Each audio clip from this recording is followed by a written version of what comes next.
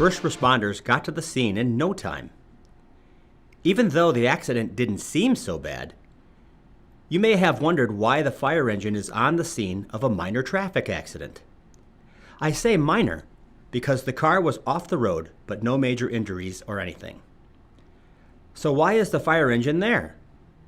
The engine places itself in between the accident victims and the traffic.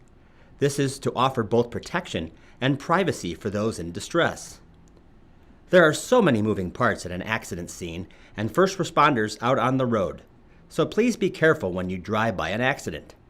First responders are putting their safety at risk, being out on the road like that for others, and would appreciate our patience when driving through.